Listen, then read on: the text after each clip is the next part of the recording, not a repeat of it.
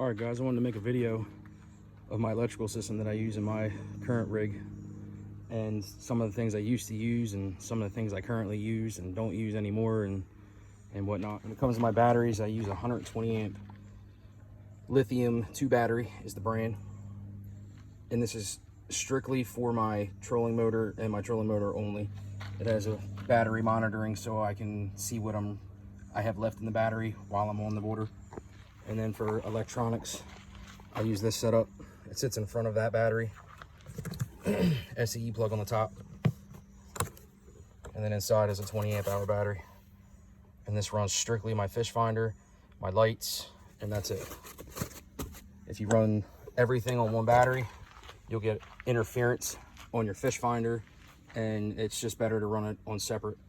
And that way I get more juice from my trolling motor as well. So for my trolling motor, I used to run these plugs. I see a lot of people running them and they run into this issue a lot where it corrodes out. I think these plugs are straight trash. I don't like them. I don't use them anymore. Even with a dielectric grease, they still corrode. If you get sand in there and sand starts moving and while it's under power, it creates heat and they melt. As you can see, this is one season. This is just one season of use. This is what a good one looks like. This is brand new. This is what it used to look like. And that's what it looked like after one season of use. And I'll show you what it looks like on the boat too, why I don't use these anymore. I use these Anderson style plugs now. You can get them on Amazon. They're very, very sturdy. They don't corrode very well. Very good solid plug those. And I spray everything with 656 spray. It keeps the corrosion off. Dielectric grease holds sand, again, which causes friction, which then melts your plug. I used to use standard wire, but it's smart to just use marine wire. It's coated with a special tin, I believe it is, that keeps the wire from corroding as fast if it's in salt water. Everything is heat shrinked with commercial grade heat shrink after it's been connected with just the standard plug, which I fill this with dielectric grease and then crimp it, then use this shrink wrap, and then I hit everything after that with liquid tape. It is. You get it off of Amazon. I'll show you what it looks like on inside my kayak, but this stuff will definitely seal up any holes or anywhere water can get in once you've used it. It's great. I love it. And then I usually put this wrap, it's a stretch wrap, put around the wires just to protect them. Makes it look nice and fancy. So running my systems for my fish finder, I use a Garmin EchoMap 64 CV. Is the Yak Power relay switch. I am not a fan of Yak Power any longer. They are a great company with a great concept, but when it comes to putting out product, I believe pretty much all their product is very undeveloped, I guess you could say. I have navigational Yak Power lights, which they work when they want to work. I have Yak Power, the dot lights for the cockpit. None of them work anymore. All after a season, both dot lights have failed. The connectors for the nav lights no longer work. You have to unplug them, plug them back in, put a little dielectric grease and play with them to get them work. I've replaced this box probably about 3 times now. Every season I have to replace it. I used to love Yak Power, but I don't recommend it anymore. I honestly don't. I'll show you what I have for my new rig when it comes. For my wires, this is the commercial grade shrink wrap. It's hard as a rock with the coating around it.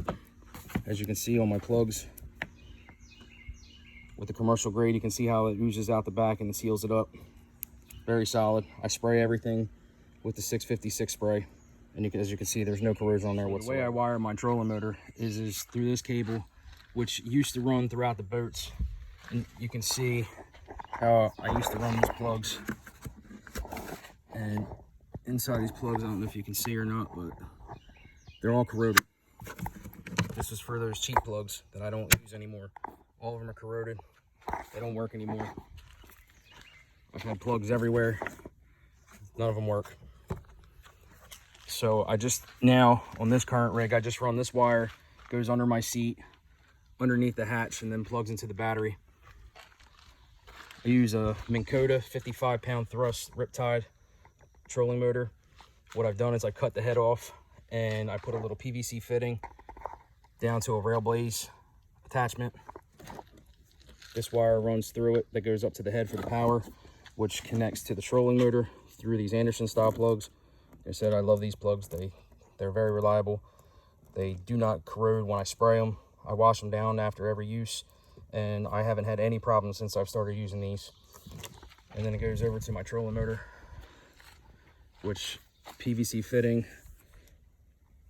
to the to this fitting, which keeps it watertight, and then runs down through the trolling motor. Looks when it's set up is the secondary battery sits behind the main battery, which runs the Yak power system, and then the trolling motor runs directly to this 120 amp hour battery like this. This wire usually runs underneath through here and sits right there like so. I added these adapters so it makes it easier to get it on and off. My battery sits in a battery tray because my boat is prone to get water in it.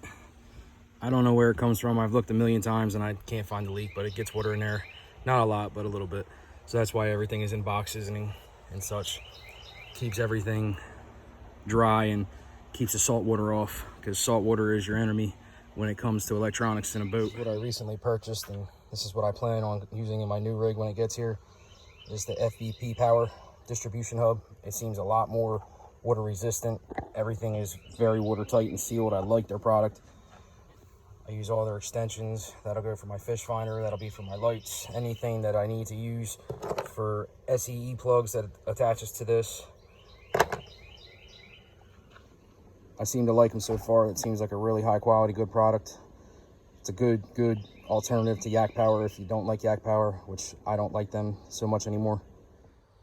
Hopefully this video helps some of you guys that are just getting started, or some of you guys that are into it and having a lot of issues that I've had. I've spent a lot of money fixing the issues, going cheap. Hopefully you like it. If you do, share and subscribe.